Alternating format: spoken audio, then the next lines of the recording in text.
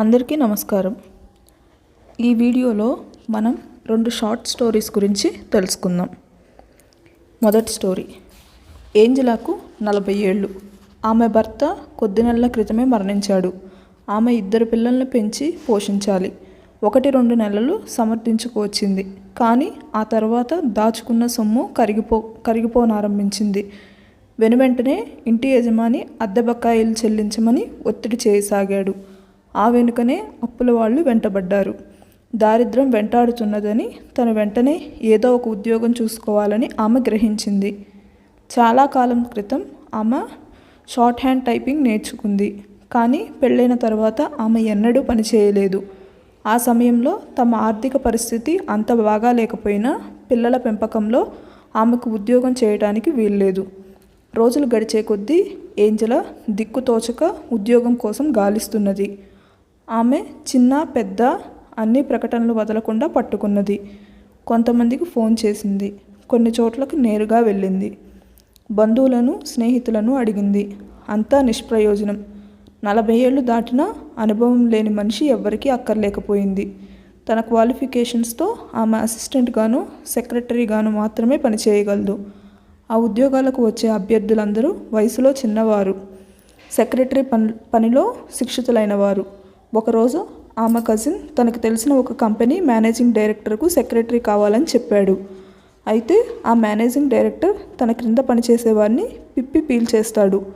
అంతేగాక ఆయన వద్ద పనిచేయటం అతి కష్టమైన విషయం. అప్పటికే ఏంజెలా ఏది దొరికినా చాలు అనే దిక్కులేని పరిస్థితిలో ఉన్నది. బస్ ఛార్జీలకు డబ్బులు అప్పు తీసుకుని ఆమె ఆ కంపెనీ ఇంటర్వ్యూకు వెళ్ళింది. మేనేజింగ్ డైరెక్టర్ గారికి సమర్థురాలైన సెక్రటరీని వెతకడంలో హ్యూమన్ రిసోర్స్ మేనేజర్ గారు విసిగి వేసారి ఉన్నారు. ఆయన ఏంజెలాను నిశితంగా చూశాడు. మేనేజింగ్ డైరెక్టర్తో ఇంటర్వ్యూ తర్వాత అభ్యర్థులు ఒకరి తర్వాత ఒకరు నిమిషాలలో రిజెక్ట్ అయి బయటకు వచ్చారు. సెలెక్ట్ అయి ఉద్యోగంలో చేరిన ఇద్దరికీ చేరిన కొద్ది రోజుల్లోనే ఉద్వాసన జరిగింది. కంపెనీలో ఉన్న ఏ ఇతర సెక్రటరీలు ఎండీ వద్ద పనిచేయడానికి ఒప్పుకోవటం లేదు. ఏంజెలా ఆ ఉద్యోగానికి ఎలా సెలెక్ట్ అవుతుందా అని అతను తర్జన భర్జన చేస్తున్నాడు.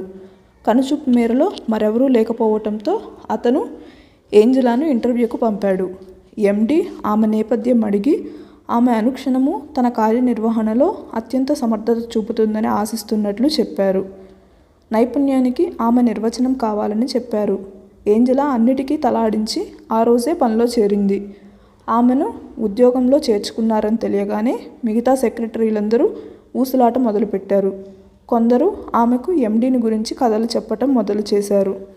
ఏ కారణము లేకుండానే ఏనాడైనా పనిలో నుంచి తీసివేయచ్చునని మరొక ఆమె చెప్పింది. ఏంజెలా ఎండీ సెక్రటరీగా 15 సంవత్సరాలు ఆయన రిటైర్ అయ్యేంత వరకు పనిచేసింది.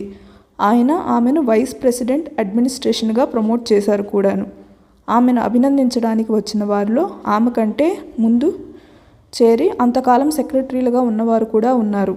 అంత చెంట శాసనుడైన ఎండీ వద్ద అంతకాలం పనిచేయగలగటంలో ఆమె రహస్యం ఏమిటని ఒక సహోద్యోగి అడిగింది. అందుకు ఏంజెలా పేదరికం అని ఒక్క మాటలో చెప్పేసింది. సో ఈ కథలోని అంతరార్థం ఏమిటంటే, ఒక లక్ష్యం సాధించడానికి మనం ఎంతకైనా తెగించినప్పుడు దారిలో ఎదురయ్యే అడ్డంకులను, సమస్యలను సరకు చేయం. లక్ష్యం చేరే ప్రయత్నంలో ఆ అవరోధాన్ని ఏదో విధంగా దాటే మార్గం కనుగొంటాం. ఏంజెలా పేదరికం అనుభవిస్తున్నది. తన కుటుంబాన్ని పోషించడానికి ఎలాగైనా సరే ఆ ఉద్యోగం నిలుపుకోవాలన్నది ఆమెకు తెలుసు. ఇతర సెక్రటరీల వలె అమితమైన పని, చిరాకు పడే యజమానిని పట్టించుకోలేదు ఆమె. ఎండీని గురించి చుట్టుపక్కల జరిగే గాసిప్ ఆమె పట్టించుకోలేదు. ఉదర పోషణార్థం ఆమె పూర్తిగా తన పని మీద సర్వశక్తులు కేంద్రీకరించింది. కష్టించి పనిచేయటం అలవడిన తర్వాత ఆమె ఎండీ ఆశించిన స్థాయికి మించి ఎదిగింది.